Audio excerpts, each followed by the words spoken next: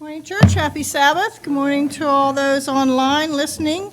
I'm part of the health ministry, and I'm reading from our Pandemic Busters. A little help for you health-wise. Today is on not adopting a chinchilla. It's on exotic animals and the problem with having exotic animals. They are much more likely to carry disease than a dog or a cat. In 2016 alone, 13% of U.S. households owned an exotic pet of some sort, 4.6% a reptile. There's at least 5,000 tigers living in the U.S. alone.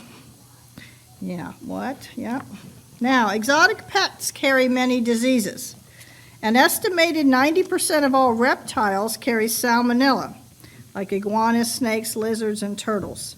Snakes carry two worm-like parasites. They can be transmitted to humans. Monkeys carry the herpes B virus, monkeypox, which is on the rise. I think we've seen it in the news a little bit more lately. And I kind of tell you how that got started here in a minute. Virtually all exotic pets, including birds, rodents, fish, primates, frequently carry diseases that can be deadly.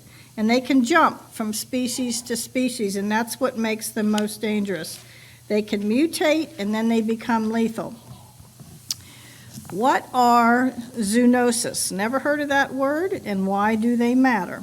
Okay. They're diseases transmitted from animals to humans.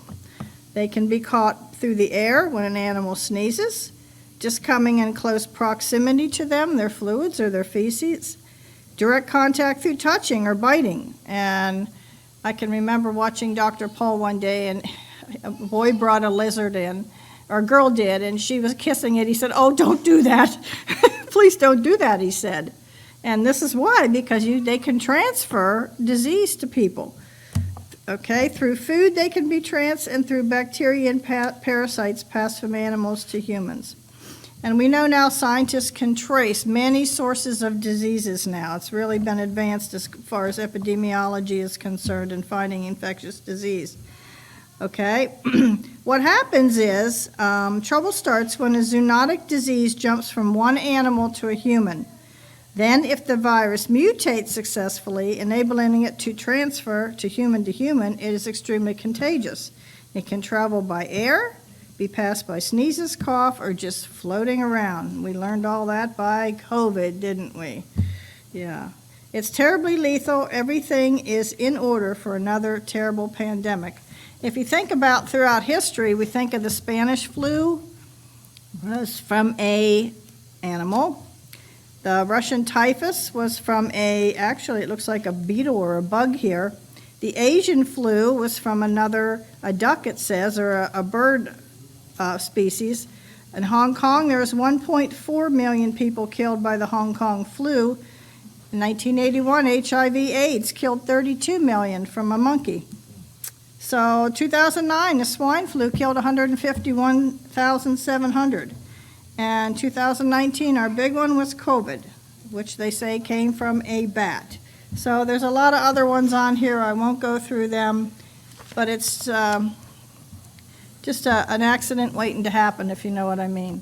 So, if you could stick with a dog and a cat, those are the best animals because they're domesticated. We're used to being around them.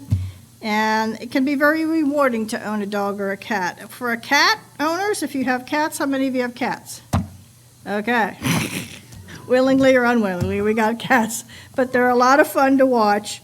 They lower anxiety and stress. Just the cat's purr can lower your blood pressure. How about that? Improve cardiovascular health. Cat owners have a risk of less heart disease and or stroke. Children who are exposed to cats within the first years of their life are more likely to develop a better immune system that combats allergies effectively. And of course, it reduces loneliness. 8 reasons to have a dog. Oh, I think Frank could give up here and give me a long speech about that. Researchers have found that spending time with a pup can do wonders. Companionship, for people that have social isolation, they're great. Improved cardiovascular health, reduced anxiety and stress just petting them. It reduces the cortisol level, which is your stress hormone, which is good. It gives you a more active life if you're a dog walker. And it gives you more social opportunities, walking your dog and being outside. Your neighbors have dogs. You can chat back and forth. Good way to witness to somebody. And a higher happiness quotient. Oh, my. Okay, Frank, here's one for Peachy. Japanese researchers found that just staring into a dog's eyes raises levels of oxytocin, also known as the love hormone. So we know why Peachy loves her horses and her dogs so much. Those little tail waggers are natural mood boosters.